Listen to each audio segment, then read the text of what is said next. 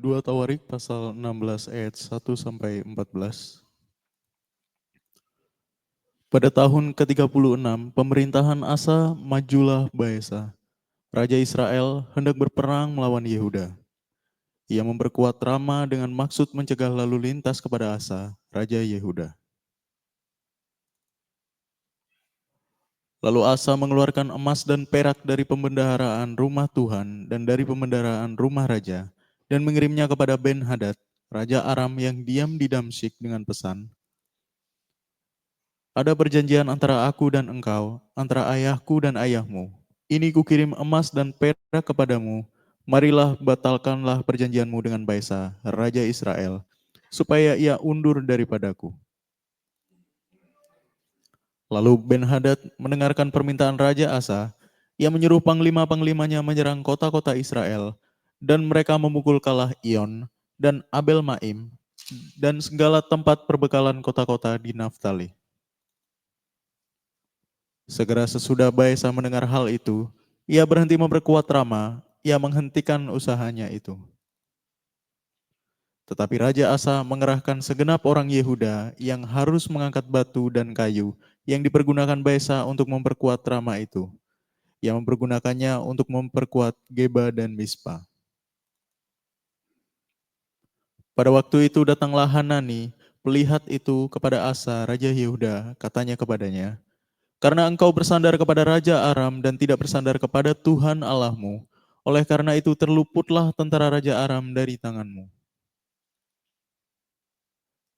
Bukankah tentara orang Ethiopia dan Libya besar jumlahnya, kereta dan orang berkudanya sangat banyak, namun Tuhan telah menyerahkan mereka ke dalam tanganmu, karena engkau bersandar kepadanya. Karena mata Tuhan menjelajah seluruh bumi untuk melimpahkan kekuatannya kepada mereka yang bersungguh hati terhadap Dia. Dalam hal ini engkau telah berlaku bodoh, oleh sebab itu mulai sekarang ini engkau akan mengalami peperangan." Maka sakit hatilah Asa karena perkataan pelihat itu, sehingga ia memasukkannya ke dalam penjara, sebab memang ia sangat marah terhadap dia karena perkara itu. Pada waktu itu Asa menganiaya juga beberapa orang dari rakyat. Sesungguhnya riwayat Asa dari awal sampai akhir tertulis dalam kitab Raja-Raja Yehuda dan Israel. Pada tahun ke-39 pemerintahannya, Asa menderita sakit pada kakinya, yang kemudian menjadi semakin parah. Namun dalam kesakitannya itu, ia tidak mencari pertolongan Tuhan, tapi pertolongan tabib-tabib. Kemudian Asa mendapat perhentian bersama-sama nenek moyangnya. Ia mati pada tahun ke-41 pemerintahannya. Dan dikuburkan di kuburan yang telah digali baginya di kota Daud. Mereka membaringkannya di atas petiduran yang penuh dengan rempah-rempah dan segala macam rempah-rempah, campuran yang dicampur menurut cara pencampur rempah-rempah, lalu menyalakan api yang sangat besar untuk menghormatinya.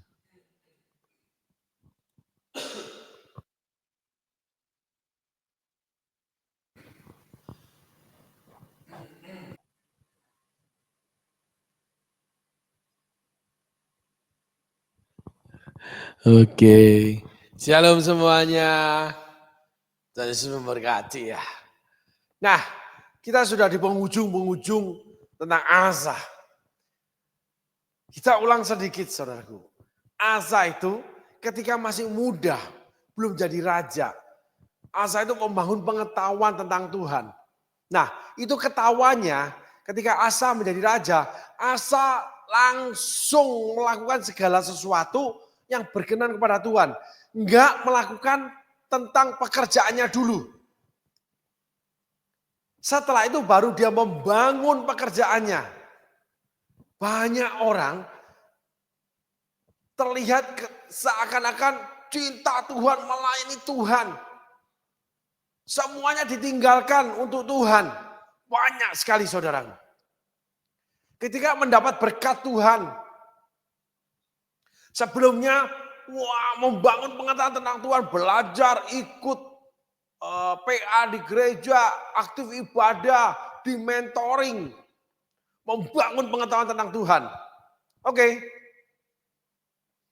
Setelah itu diangkat Tuhan seperti Asa diangkat. Langsung menebar harta, langsung menabur, langsung banyak aktiviti di gereja sehingga mendapati posisi penting di gereja. Karena bisa mensupport gereja. Tetapi orang itu tidak teruji. Raja Saul sama dengan Raja Asa. Raja Saul langsung diangkat menjadi raja. Raja Asa langsung diangkat menjadi raja. Daud 13 tahun mengalami proses sebelum menjadi raja. Musa 40 tahun mengalami proses di Midian sebelum menjadi pemimpin bangsa Israel. Yosua 40 tahun jadi bujang di padang gurun. Kaleb dari awal sampai akhir cuman mengabdi aja. Cuman itu aja. 40 tahun dia di padang gurun. 40 tahun di tanah perjanjian. Dikasih upah 1 gunung sama Tuhan. Saudara pilih yang mana? Kaleb biasa-biasa karirnya. Tapi pengabdiannya diberikan gift khusus dari Tuhan. Pelayanannya biasa-biasa, diberikan gift khusus dari Tuhan. Memberi kepada Tuhan biasa-biasa, karena ekonominya biasa-biasa. Tapi dikasih gift khusus. Gift khusus bisa berbentuk apa aja.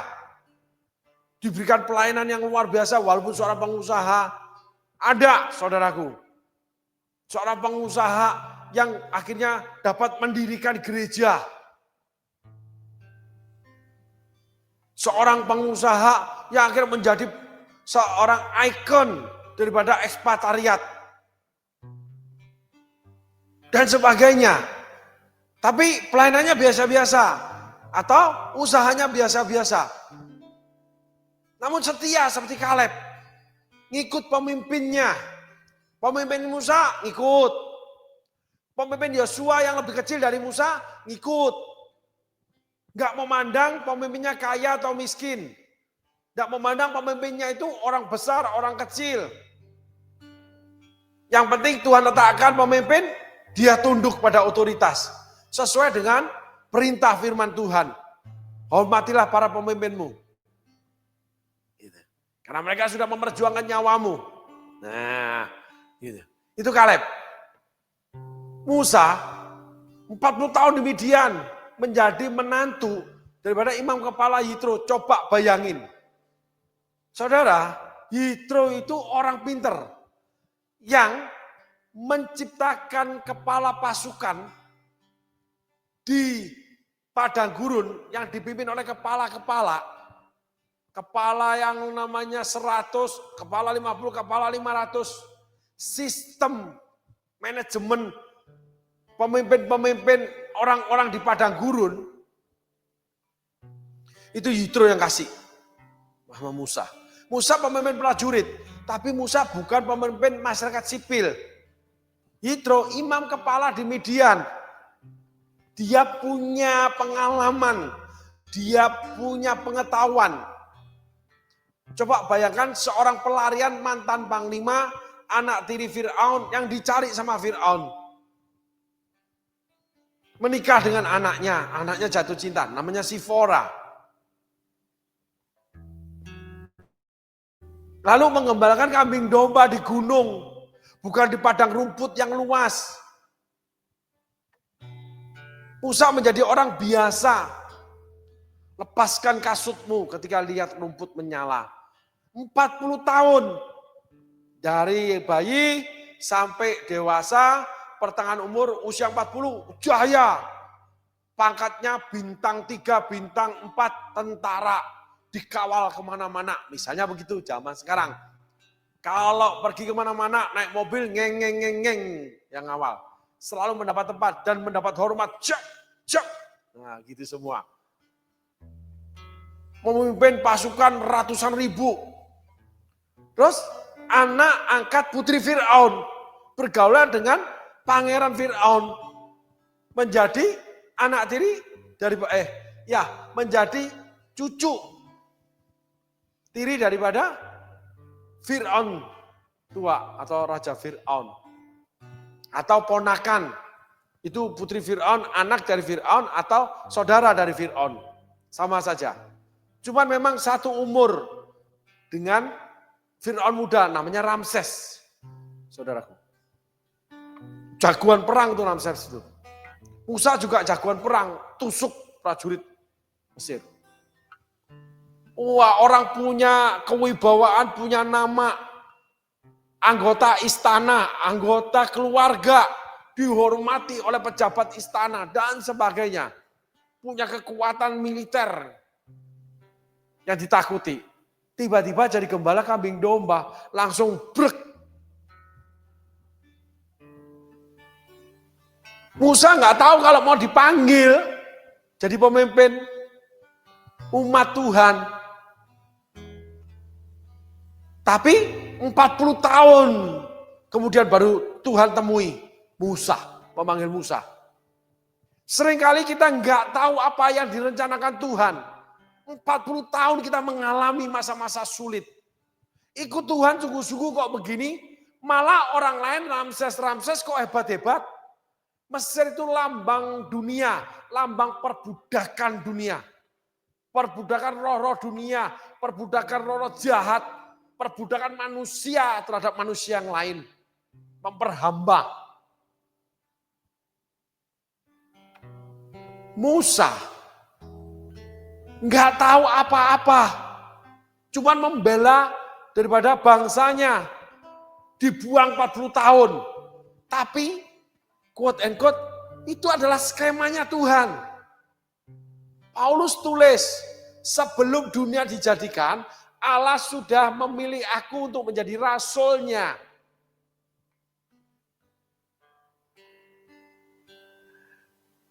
Dalam perut ibuku, Allah sudah memanggil aku sebagai nabinya.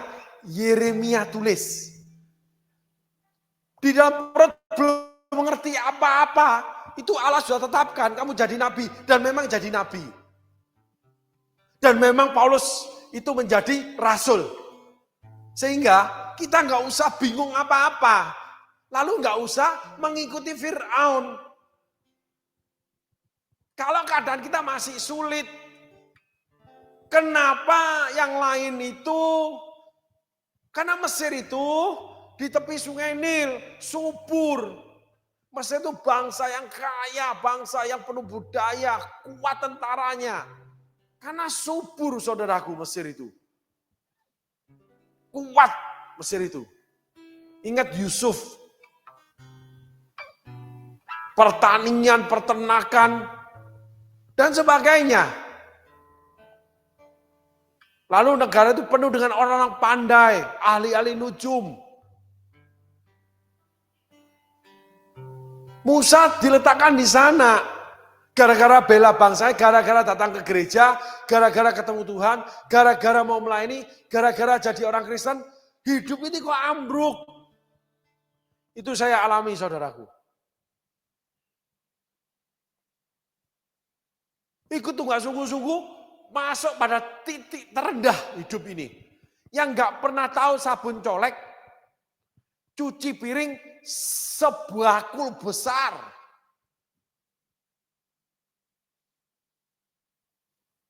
Makan selalu disediakan terbaik sama orang tua. Karena orang tua punya kemampuan, orang mampu. Makan makanan basi yang kemarin. Makan makanan bekas punya orang karena lapar. Punya orang bekas, nggak dihabisin. Kamu tuh buang-buang berkat. Alasannya dimakan mas saya loh. Sampai temen itu ngomong gini. Hah? Kamu makan nasi? Rawon bekasku. Hei. Oh Gak apa-apa, bersih kok. Oh, aku makan. Karena aku malu kalau beli yang baru, dibeliin yang baru. Apalagi minta, malu. Makan makanan bekas, mandi di WC kloset yang bukan kloset duduk bisa ditutup, kloset jongkok. Tempat airnya itu tingginya 30 cm, jaraknya 20-30 cm dari lubang WC-nya. Dan kecil, nyiprat-nyiprat pasti. Bawa sampo, bawa sabun. Mandi di terminal, saudaraku. Tidur di terminal. Ikut Tuhan. Kecil selalu supir satu, pembantu satu. Remaja diberikan mobil, mobil balap, mobil jeep, sampai mobil mewah. Yang harganya 1 miliar lebih sekarang. Lalu bekerja sampai titik yang terakhir, punya perusahaan kerjasama dengan orang Singapura. Dimodali orang kaya karena jadi gundiknya orang kaya.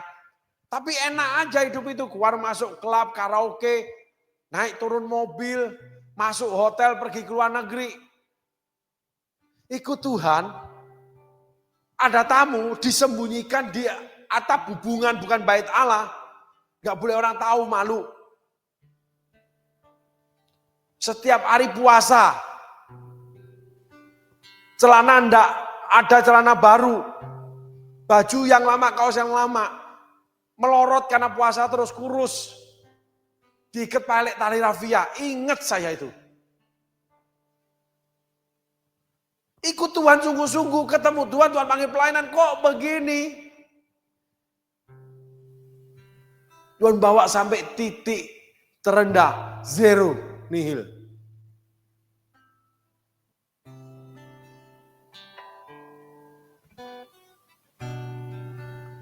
Itu Tuhan. From zero to be hero. From nothing to be something. Menjadi pahlawan-pahlawan Tuhan. Musa itu menjadi pahlawan Tuhan. Daud menjadi pahlawan Tuhan. Yosua menjadi pahlawan Tuhan. Melalui proses di titik terendah.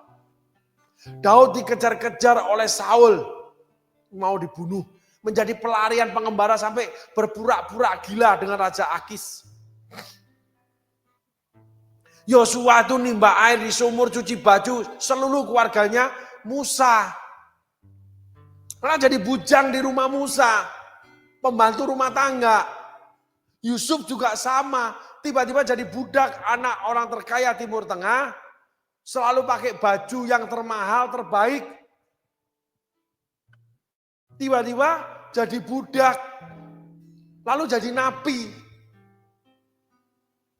Tapi mereka semua mengalami proses, tidak pernah meninggalkan Tuhan. Kalau Saul tanpa proses jadi raja, Raja Asa tanpa proses jadi raja. Lalu seumur hidupnya dapat perlindungan Tuhan, tidak terkalahkan. Akhir hidupnya meninggalkan Tuhan. Perjalanan hidupnya meninggalkan Tuhan. Dua versi yang sangat jauh berbeda. Saudara mau pilih yang mana?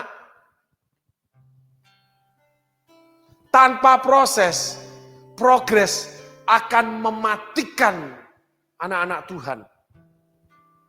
Tanpa proses, progres akan membawa ke neraka anak-anak Tuhan.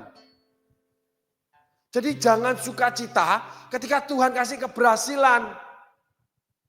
Karena akan membawa kepada maut. Jangan sukacita ketika Tuhan kasih kemenangan besar dari Raja Asa. Seperti Raja Saul. Karena akan membawa pada dosa. Ini kenyataan kisah Alkitab, saudaraku. Bukan diada-ada. Nah, kita sudah belajar 12 episode. Apa yang terjadi dengan Asa. Dan hari ini kita masuk ke pasal 16.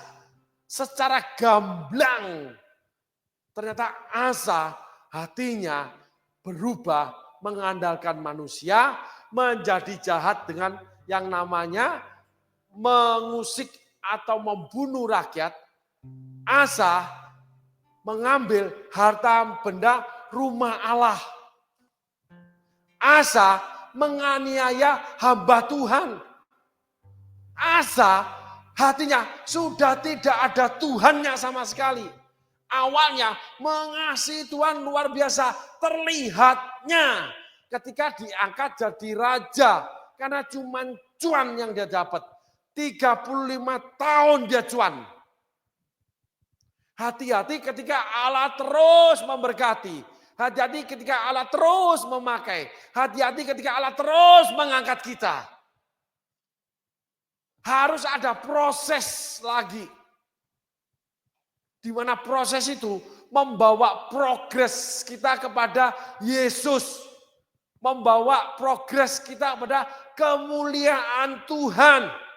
Yaitu lebih dekat kepada Tuhan, lebih dimuliakan Tuhannya. Lebih mengandalkan Tuhan, tidak mengandalkan manusia. Lebih memberkati rumah Tuhan. Bukan mengambil milik harta rumah Tuhan. Kayaknya ngasih persembahan emas perak. Banyak, ternyata sebagian punya ayahnya. Lalu persembahan cuma kambing domba yang terukur.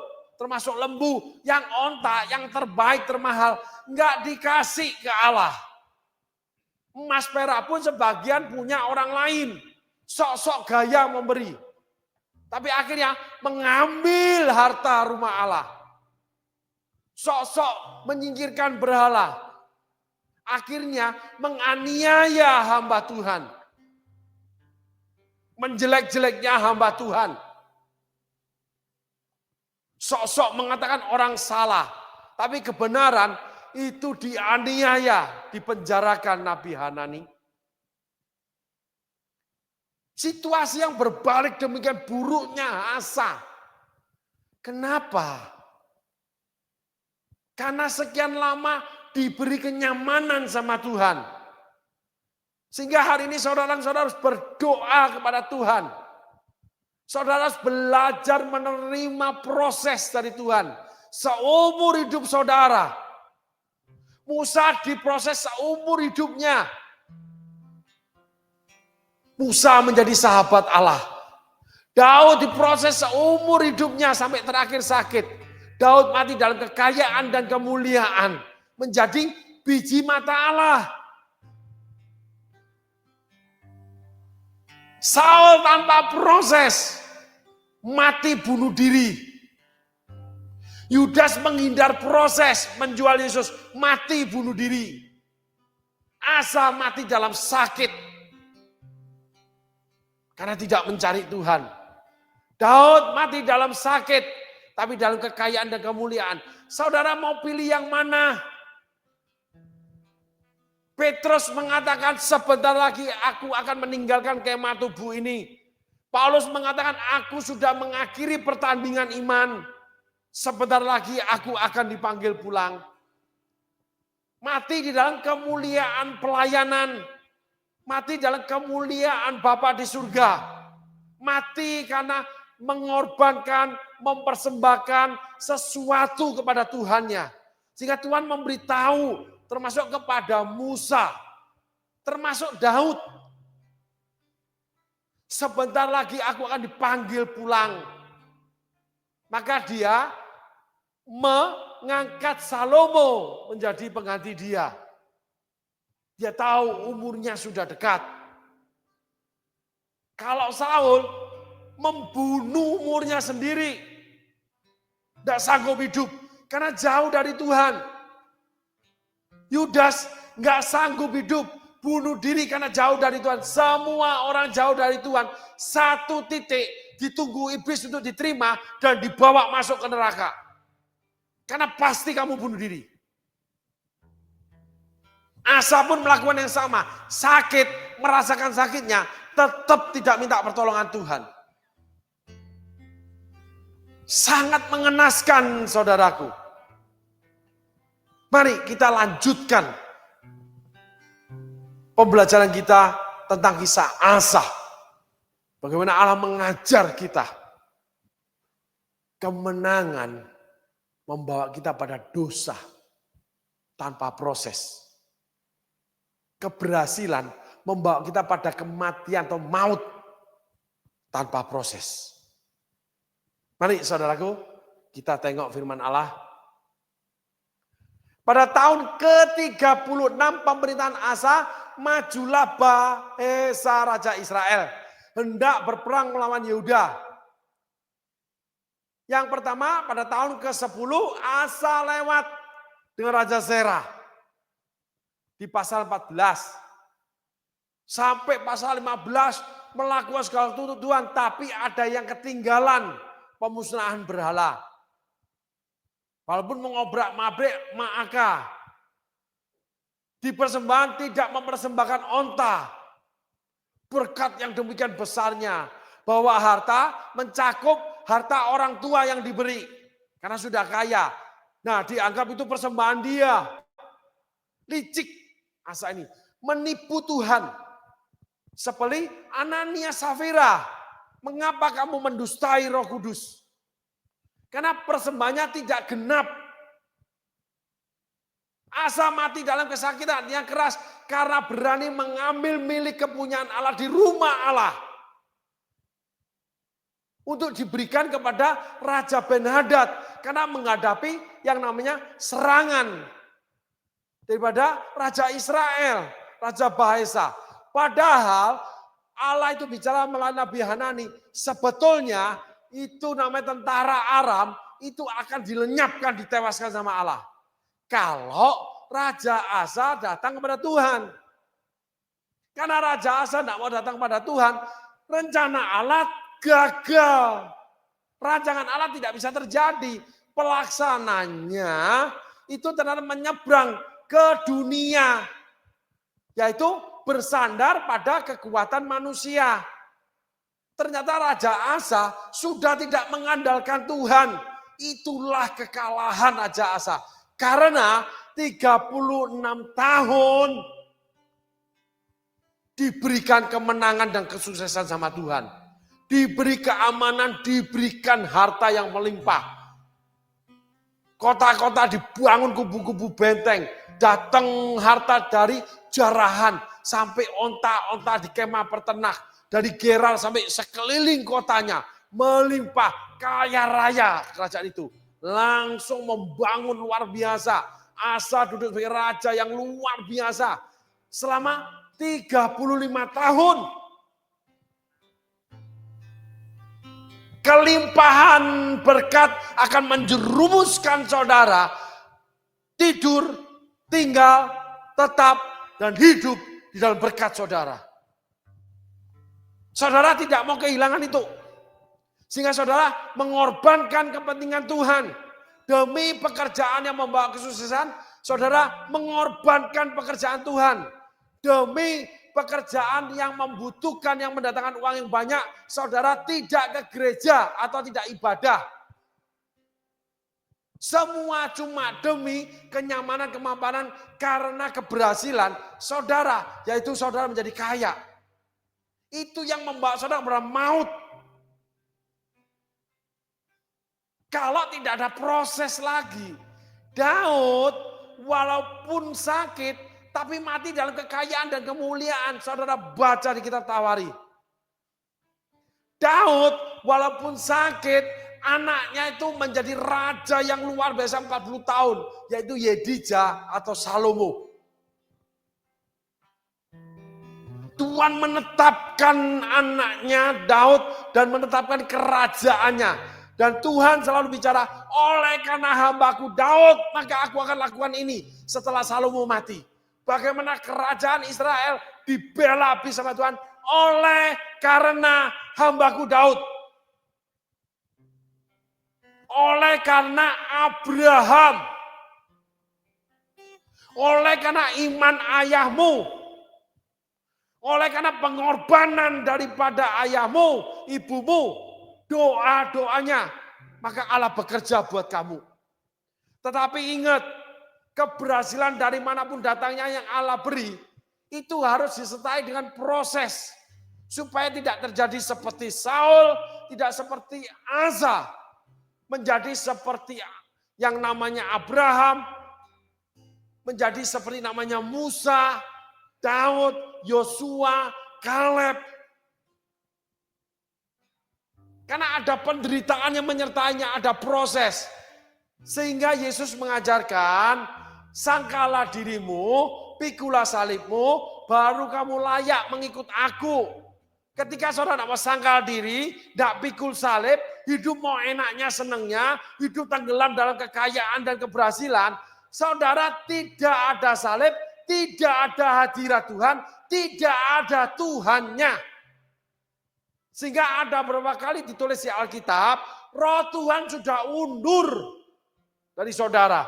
Roh Tuhan undur dari Simpson, roh Tuhan undur dari Saul. Saudara harus paham ini benar-benar.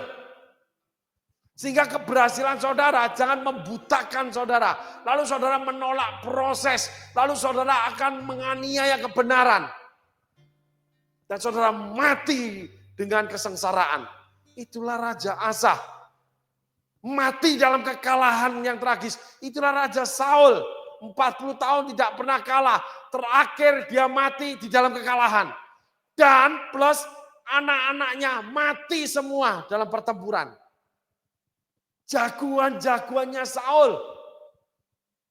Para panglima perang putra-putra Saul. Termasuk Yonatan, sahabat Daud.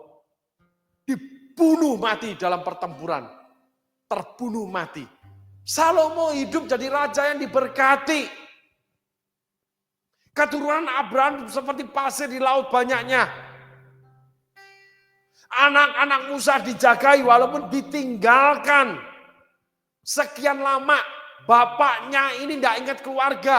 Kawin sama Sipora mungkin karena terpaksa ketika dibuang di Midian. Sipora jatuh cinta. Punya anak 3. Ditinggal gitu aja karena pelayanan. Tapi Tuhan bela. Anak-anak Musa tidak ada satu yang murtad. Tidak ada satu yang membuat skandal, membuat kasus. Semuanya baik-baik saja. Kelemahan saudara, selama saudara mengikut Tuhan, itu Tuhan akan urus. Sehingga Yitro bawa istrinya, Musa nama Sipora, dibawa ke padang gurun. Nih Musa, kamu jangan lupakan kamu punya istri anakku. Lalu dia lihat pekerjaan Musa, diajari kamu mulai buat pemimpin 10, 50, 100, 500 dan sebagainya. Sehingga manajemen Musa diperbaiki oleh Yitro. Tidak ada yang kebetulan di dalam Tuhan. Nah inilah yang menyelamatkan Musa. Padahal Musa mendapatkan hukuman yang di mana Tuhan bicara, kamu tidak menghormati aku di depan umatku.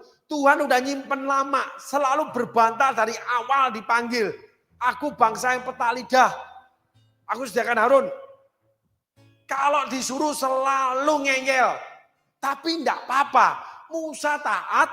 Yang satu yang saudara harus pelajari hari ini. Musa meninggalkan kekayaan Mesir.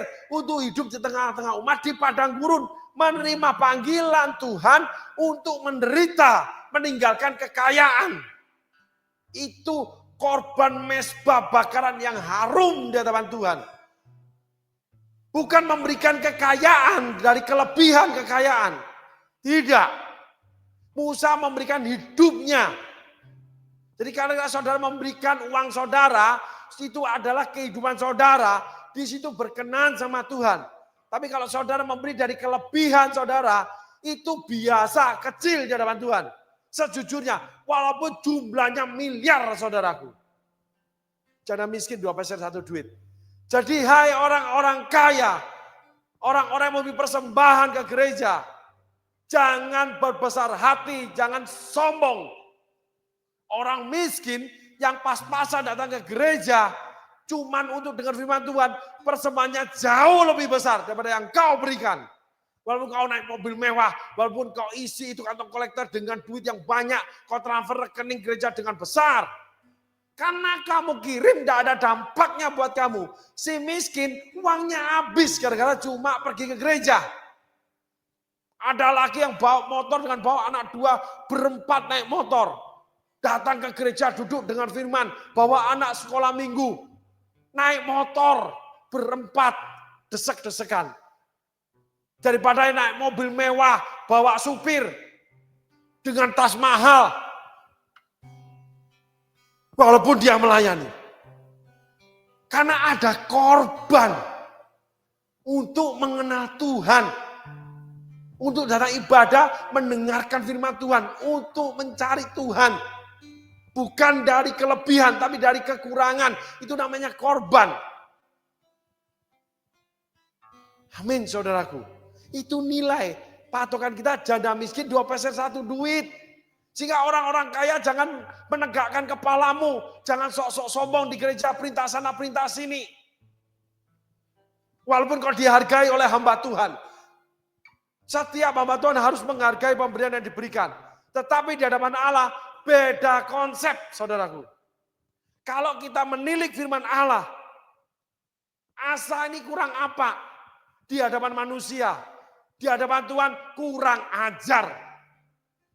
Karena akhirnya ternyata nggak mengandalkan Tuhan. Awalnya doang. Karena mendapatkan keuntungan diangkat jadi raja. Saudara harus tahu Asa menjadi raja karena situasi Timur Tengah lagi chaos. Saling baku bunuh, saling baku serang. Kota dengan kota tidak ada betul-betul keamanan. Apalagi kedamaian. Di situ Asa menggantikan ayahnya menjadi raja. Asa mencari figur yang paling kuat dalam hidup dia.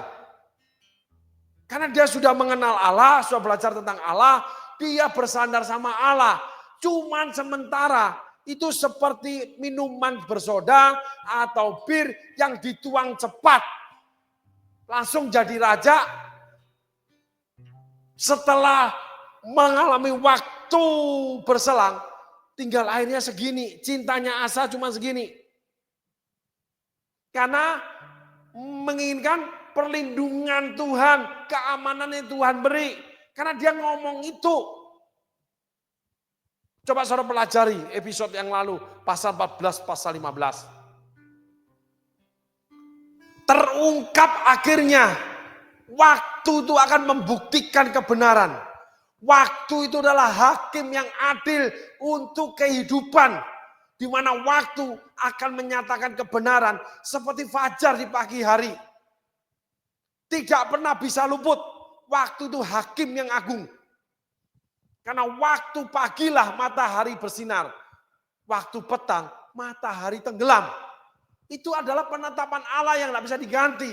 Demikian juga kebenaran, demikian juga perilaku anak manusia. Ujilah segala satu dari buahnya. Buah membutuhkan waktu yang lama.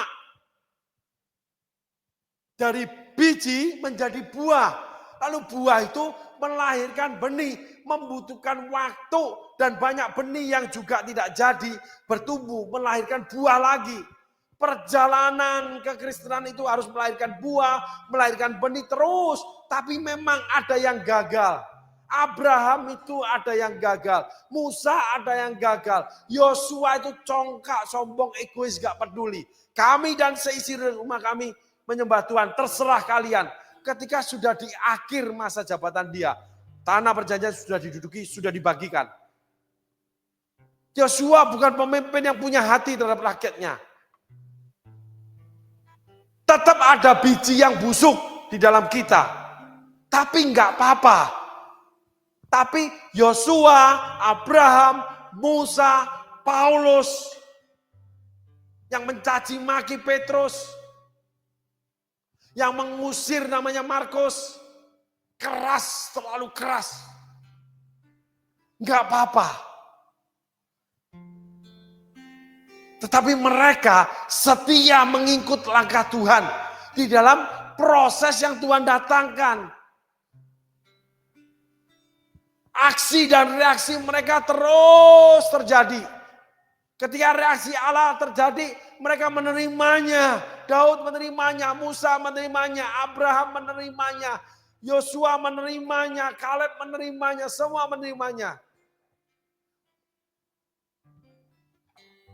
Kalau Saul tidak mau menerima ketika ditegur Nabi Samuel, Asa tidak mau menerima ketika Nabi Hanani menegurnya. Mereka tetap nggak mau ada reaksi dari Allah seperti itu.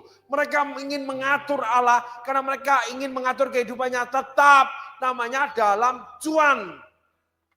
Sehingga mengambil harta perbendaharaan rumah Allah. Itu kunci yang paling penting kisah Raja Asa. Itu ada persamaan dengan Hizkia itu saudaraku.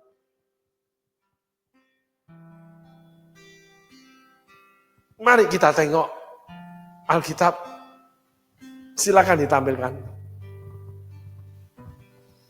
Pada tahun ke-36 pemerintahan Asa, majulah Baesa Raja Israel hendak berperang melawan Yehuda. Ia memperkuat Rama dengan maksud mencegah lalu lintas kepada Asa Raja Yehuda. Dipotong jalur logistiknya. Ayat kedua. Lalu Asa mengeluarkan emas dan perak dari perbendaharaan rumah Tuhan dan dari rumah pembendaharaan rumah raja dan mengirimnya kepada Ben-Hadad Raja Aram yang diam di Damsyik dengan pesan. Asa ternyata selama 35 tahun tidak membangun pemerintahan dengan baik, tidak membangun angkatan perangnya dengan baik lagi. Sehingga dia tidak yakin negaranya mampu berperang. Ketika awal dia punya angkatan perang yang kuat 500 juta lebih. Dia punya kubu-kubu benteng. Karena terlalu banyak pesta selama 25 tahun. Karena terus menang, terus diberkati. Tekanan darah tinggi, sakit jantung, punya utang banyak. Menganggap, oh itu terus pasti bisa dibayar. Karena merasa diri kaya. Selalu ambil yang termahal dengan namanya utang. Kutuk hutang, saudaraku. Kutuk hutang itu akan menuju ke bangkrutan. Oh, anak cucu orang benar akan memberi pinjaman, tidak meminjam. Pelajari kutuk hutang di Alkitab, itu ada. Kalau hutang normal, hutang bisnis nggak apa-apa. Investasi ada jaminan yang diberikan. Tapi kalau hutang pembelanjaan barang mewah, itu kutuk hutang, itu namanya kesombongan. Karena belum punya duit. Cuman untuk pamer flexing, untuk mendapatkan pengakuan, untuk supaya dipandang eksis, itu penipuan. Saya punya teman saudaraku, punya rumah beli dengan cicilan, ngisi rumah dengan cicilan, makan dengan kartu kredit juga cicilan, mobil cicilan, bayar untuk tekanan angin di tempat ban aja pakai cicilan, pakai kartu kredit. Jadi semuanya hutang.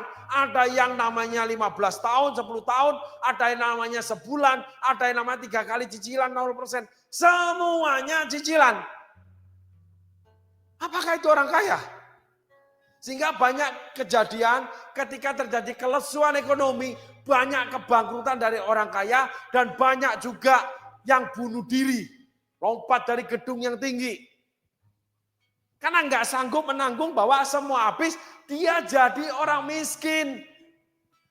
Bukan karena takut jadi orang miskin itu nggak tidur di AC. Takut kalau jadi kuli, tidak. Malu. Malu artinya gengsi. Gengsi artinya sombong. Beli yang mahal supaya terlihat kaya, itu namanya congkak tinggi hati. Angkuh, lengkap setannya itu semua saudaraku. Itulah Asa. Akhirnya terbelenggu, dia tidak terlatih menghadapi segala sesuatu. Membuat angkatan perangnya lemah, kerajaannya lemah, kaya tapi lemah. Gak punya angkatan perang yang baik. Jadi diserbu sama yang namanya Raja Baesa, Raja Israel. Dipotonglah logistiknya. Mestinya diperangin toh. Sehingga orang yang menikmati kekayaan, dia tidak akan bisa bekerja dengan baik, mengawasi hidupnya dengan baik. Dia cuma mengumpulkan uang dengan baik. Dan orang itu akan rentan. Ada teman yang ditinggalkan seluruh pegawainya termasuk yang paling setia. Walaupun dia dapat duit banyak. Aneh kan? Karena ada yang gak beres dalam dirinya. Katanya diberkati Tuhan. Katanya disertai Tuhan. Halo. Karena memang orang ini licik dan kejam. Walaupun dia kaya. Mempermainkan orang, menghina orang. Semuanya merasa di dalam genggaman dia bisa lakukan seenaknya dia sendiri. Tanpa permisi dan sebagainya. Hutang piutang tidak pernah dibereskan dengan baik. Dia bereskan cara dia. Tidak ada silaturahmi yang baik. Karena dia merasa punya uang. Padahal dia itu membayarkan hutang. Bukan memberi kepada orang. Itu pun dia permainkan. Membayarkan hutang berarti dia kan berhutang kebaikan. Karena kan ditolong. Pribadi yang sangat tidak baik. Tapi berani bicara tentang Tuhan. Inilah banyak kesalahan, kelemahan, kekurangan, dan kekilafan termasuk kejahatan orang-orang Kristen yang kita semua harus menghindarinya dari kisah Asa. Sehingga pada tahun 36, bukan di awal, ketika kita kuat, iblis diam aja. Ketika kita masih mapan, oleh karena Tuhan beri, iblis diam aja. Tapi ketika kita lemah, yang kita tidak tahu, dia serbu. Kalau kita tahu kita lemah, kita akan melindungi diri. Orang sakit pasti berobat. Orang kurang duit pasti cari duit lebih rajin. Tapi kalau kelebihan duit, itu bisa lengah memakai duit melebihi daripada yang seharusnya. Membuat orang itu pada suatu kali bangkrut karena utangnya terlalu tinggi. Segalanya harus mahal. Memainkan uang orang itu supaya bisa yang namanya membeli dan membeli lagi, memiliki yang lebih mahal lagi. Akhirnya tidak terhitung ketika terjadi masalah masuk penjara, saudaraku. Banyak orang seperti itu masuk penjara karena keuangan. Padahal dia orang kaya. Karena salah pembelanjaan cuman untuk pamer. Pamer itu artinya angkuh. Supaya dihormati artinya congkak, tinggi hati. Dan itu terbukti tidak bisa dikasih tahu oleh Nabi Hanani. Bahkan menganiaya Nabi Hanani. Berbalik menganiaya utusan Tuhan. Kenapa? 25 tahun menikmati keberhasilan. Menjadi orang yang berhasil. Itu Raja Asa. Sehingga jalur perdagangan di kerajaan dia luar biasa, saudaraku. Luar biasa. Cuman ketika Raja Baesa tahu kekuatan angkatan perangnya itu nggak seberapa lagi. Nggak dibangun dengan baik lagi. Pertahanan kotanya nggak dibangun baik lagi. Maka Raja Baesa mulai menyerbu dengan memotong jalur logistik. Yang kedua, mengajak Raja Aram untuk mendudukinya. Mau bagaimana Raja Baesa itu masih takut. Kenapa? Karena tahu di Raja Asa itu ada penyertaan Tuhan. Karena suku-suku yang ada di Raja Israel sebagian udah pindah ke Raja Asa. Padahal sebenarnya roh Tuhan sudah undur dari Asa. Kenapa undur? Karena Asa timbul rasa takut. Asa tidak berdoa seperti pertama ketika diserbu oleh Raja Serah. Asa nggak berdoa untuk itu, saudaraku. Awalnya berdoa memuji Tuhan, minta tolong, mengakui kelemahan, memandang realita musuh itu besar. Tuhan, saya tidak bisa bayar utang. Tuhan, saya ini bisnis sepi. Tuhan kirim berkat. Tuhan gitu. Sehingga Tuhan turun tangan. Ini enggak. Kerusakan yang sangat dalam di Asa. Perhatikan baik-baik, saudaraku. Asa mengambil harta benda di rumah Tuhan. Harta kekayaan rumah Tuhan. Saudara pikir itu nggak masuk akal. Ada banyak zaman ini orang-orang yang menuntut gereja. Mengambil hartanya gereja.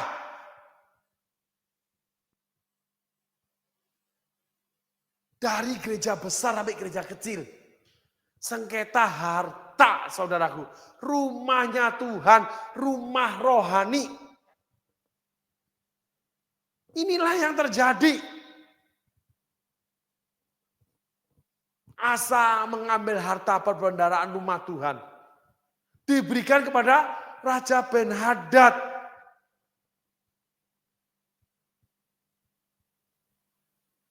Memang berhasil. Saudara bisa mengandalkan kekayaan saudara, lalu saudara berhasil bisa. Saudara mengandalkan manusia, lalu saudara sebentar berhasil, bisa. Saudara mencuri itu bisa sebentar itu dapat uang. Saudara menipu orang sebentar, saudara bisa dapat bisnis. Saudara yang namanya merampas uang orang, susah mengembalikan uang orang. Saudara bisa putar uang mendapat untung sebentar. Tapi setelah itu, penghakiman turun atas saudara. Seperti Nabi Hanani turun di perintah Allah. Dan itu berupa salah satunya hukuman. Sehingga di dalam perjalanan Raja Asa ini kita mendapati ketika kita salah, itu Allah bisa diam loh. Ketika Asa mengambil harta rumah perbendaharaan Tuhan, Allah itu diam. Setelah selamanya selesai, Raja Ben-Hadad mundur, baru Allah kirim Nabi Hanani. Sehingga dosa itu harus matang, saudaraku. Karena berbuahkan maut, baca itu saudaraku. Dan ternyata Asa itu udah jarang berdoa. Asa itu sudah nggak pernah komunikasi sama Tuhan, nggak pernah minta tolong. Asa mengandalkan kekayaan dia. Yang membuat bangkitlah Raja Baasa. Tapi karena pernah terjadi kejayaan, karena ada Tuhan ada di Raja Yehuda, di pasal sebelumnya kita udah belajar, digandenglah Raja Aram.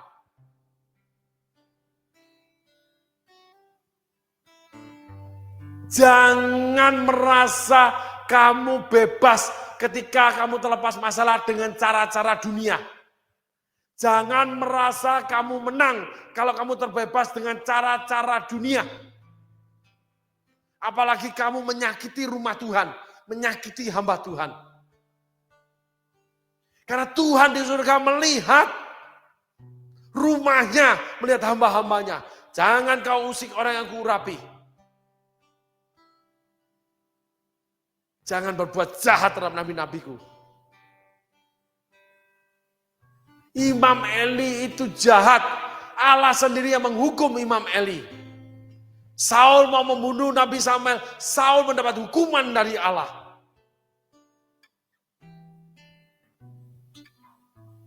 Karena hak Allah untuk menghukum anak-anaknya. Termasuk hamba-hambanya. Amin saudaraku. Mari kita lanjut ayat selanjutnya. Ada perjanjian antara aku dan engkau, antara ayahku dan ayahmu. Ini kukirim emas dan perak kepadamu. Marilah batalkan perjanjianmu dengan Baasa Raja Israel, supaya ia undur daripadaku. Ayat selanjutnya. Lalu Ben-Hadad mendengarkan pemerintahan Raja Asa yang menyuruh panglima-panglimanya menyerang kota-kota Israel. Dan mereka memukul kala Iyon dan Abel Maim dan segala tempat perbekalan kota-kota di Naftali. Bagaimana Asa ini dengan cara yang licik, dia malah mengajak yang namanya Raja Ben-Hadad, Raja Aram, malah kongsi sama dia. Memukul kala musuhnya.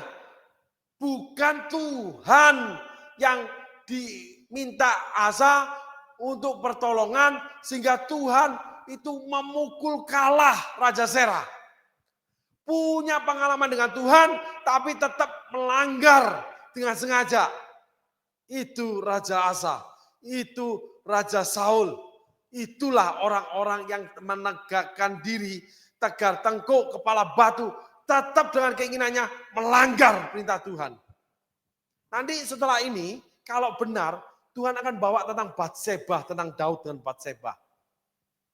Saudaraku. Daud tetap tegar tengkuk mengangkat Batseba menjadi istri. Padahal Allah marah dengan hubungan itu. Bukan nggak boleh, tapi dari Batseba lahirlah Salomo, yang akhir tangan Salomo pecahlah kerajaan Israel. Gara-gara Daud. Tidak bisa kebenaran itu disandingkan dengan manipulasi. Kalau ingin kebenaran bekerja, murni pure, izinkan dulu kebenaran bekerja. Tanpa campur tangan kita dengan manipulatif, dengan cara-cara dunia. Raja Asa menyogok, menyuap Raja Aram. Sehingga Raja Aram menyerbu Raja Israel. Dan ditegur Tuhan. Cara Raja Asa yang licik. Karena liciknya dia itu terus berlanjut. Dari onta, emas perak. Liciknya emas sebagian itu diambil dari rumah pembenaran Allah untuk diberikan kepada Ben-Hadad. Dari persembahan yang dikurangkan menjadi kaya. Dari persembahan dikurangkan untuk membayar hutang. Padahal penghasilannya besar. Haknya Allah dikurangi. Lalu bermasalah, ambil hartanya rumah Tuhan. Menyelesaikan masalah. Raja Asa.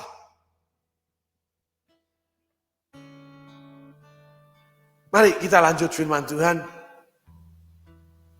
Kita sudah di penghujung, saudaraku. Segera sesudah Baesa mendengar hal itu, ia berhenti memperkuat Rama, ia menghentikan usahanya itu karena Raja Baesa harus berhadapan dengan Raja Ben-Hadad. Ayat selanjutnya. Tetapi Raja Asa mengerahkan segenap orang Yehuda yang harus mengangkat batu dan kayu yang dipergunakan Baesa untuk memperkuat Rama itu. Yang mempergunakannya untuk memperkuat Geba dan Mispa. Raja Asa di sini terungkap lagi kalau dia cuma lihat cuan. Dia tidak memerangi Raja Baesa, membantu Raja Aram untuk menjatuhkan Raja Baesa. Enggak. Dia ambil harta yang ditinggalkan, batu dan sebagainya untuk membangun bentengnya dia. Coba saudara perhatikan ini. Betapa liciknya orang-orang seperti Raja Asa. Selalu mengambil untung. Dalam situasi sulit pun masih mengambil untung. Bukannya membantu orang yang membantu dia. Tapi malah dia mengambil uang orang itu. Itulah Raja Asa. Di balik apa yang Raja Asa lakukan pada Tuhan.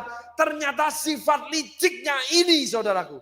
Ini yang menjawab untuk pertanyaan ketika saya melihat ada orang-orang yang terlihat sepertinya aktif di gereja. Sepertinya orang setia terhadap gereja. Sepertinya orang yang membangun gereja. Tapi akhirnya matinya susah. Anak-anaknya susah. Perusahaannya bangkrut. Saya melihat itu saudaraku. Kenapa ya? Kok seperti ini ya? Ternyata orang itu licik. Kalau kita tarik ke Raja Asa. Kalau memang punya ciri-ciri indikasi seperti Raja Asa. Yang actionnya kepada Tuhan luar biasa di pasal 14-15. Tetapi di dalamnya tersembunyi kesalahan-kesalahan di dalam pandangan Allah. Karena mata Allah menjelajah seluruh isi bumi untuk mencari orang yang bersungguh hati kepada dia. Raja Asa tidak bersungguh hati. Maka Tuhan akan melimpahkan kekuatannya. Raja Asa cuma diberi keamanan di mana dia harus membangun kekuatannya sendiri. Sekarang perhatikan kunci di sini satu. Ketika saudara membangun keberhasilan itu dengan kekuatan saudara sendiri, hati-hati tergelincir dengan Raja Asa. Seperti Raja Asa. Kepandaian saudara bukan karena ikut campur tangan Tuhan, saudara akan mengikuti jejak Raja Asa. Talenta saudara yang bekerja. Ketika Raja Asa mendapat berkat yang besar, ketika Raja Serah dikalahkan oleh Tuhan. Beda saudaraku. Raja Asa mendapatkan batu untuk membangun kubu bentengnya, dengan Raja Asa mendapatkan berkat dengan yang namanya dari Tuhan mengalahkan Raja Serah. Raja Asa meninggalkan Raja Aram yang dibenturkan dengan Raja Baesa. Sehingga orang-orang licik selalu ambil cuan aja di gereja. Ada banyak orang seperti itu. Akhirnya masa akhir hidupnya itu sakit, nggak mati-mati saudaraku. Ada banyak kejadian di rumah sakit. Oh, om ini, tante ini sudah lama. Saya akan cerita kesaksian sedikit kakek daripada istri engkongnya.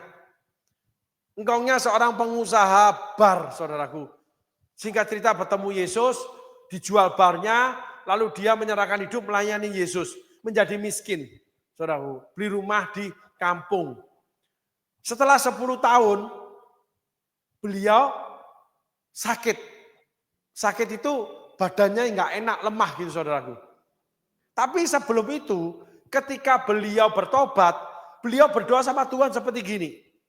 Tuhan, aku nggak mau mati sekarang. Karena beliau ketemu Tuhannya itu dilayani ketika bedah jantung. Karena terkena penyumbatan jantung.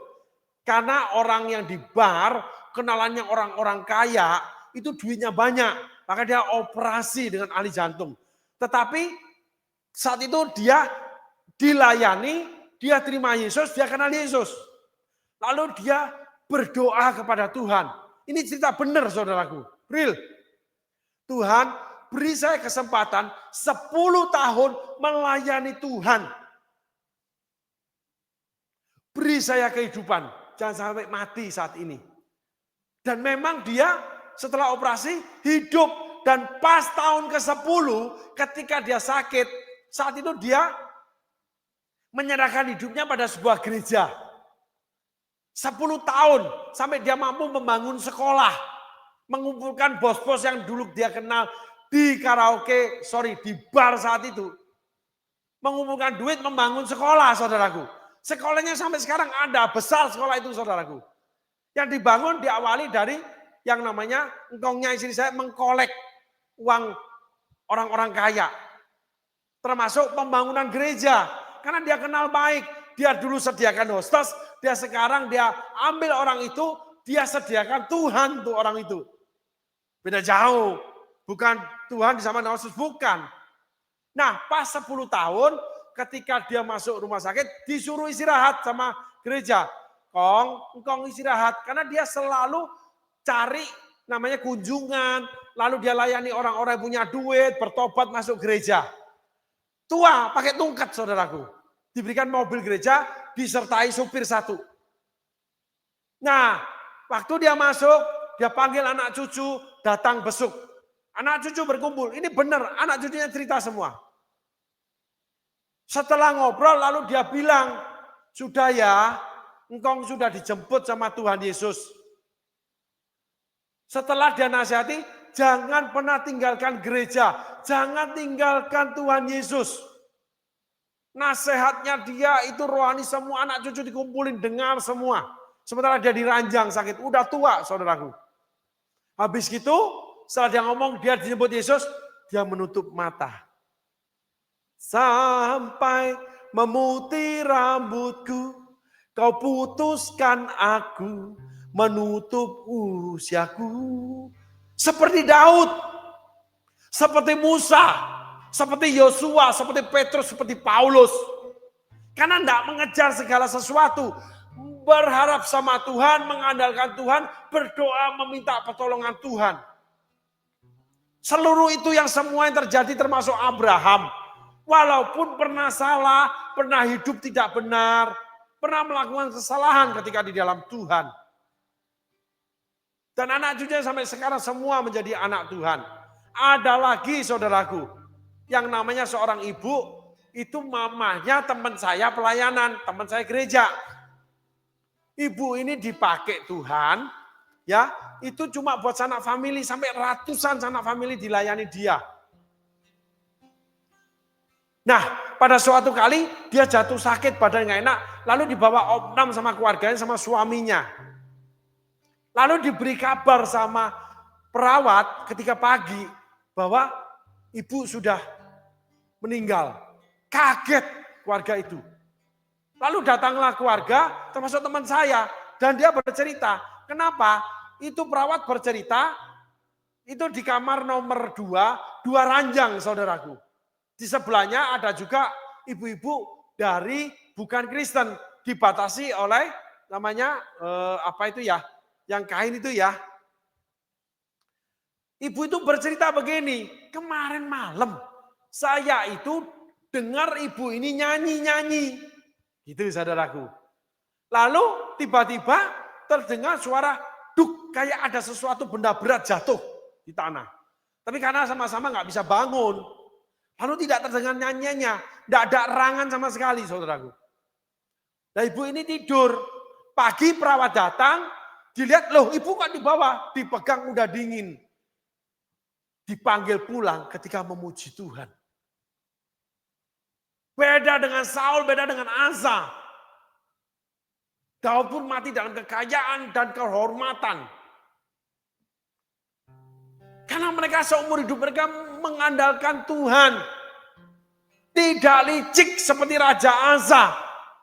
Sekali lagi tidak mengambil milik perbendaharaan rumah Allah. Tidak cuma ambil cuan saja, termasuk sama Tuhan. Itulah Anania Safira yang keluar dari ruangan para rasul digotong jadi mayat. Kenapa kamu mendustai Roh Kudus?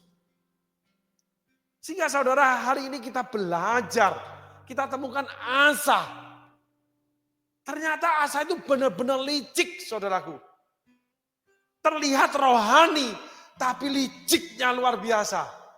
Dia sogok Raja Aram disuruh berperang dengan Raja Baesa, dia ambil hartanya Raja Baesa. Dia tidak bantu Raja Aram loh.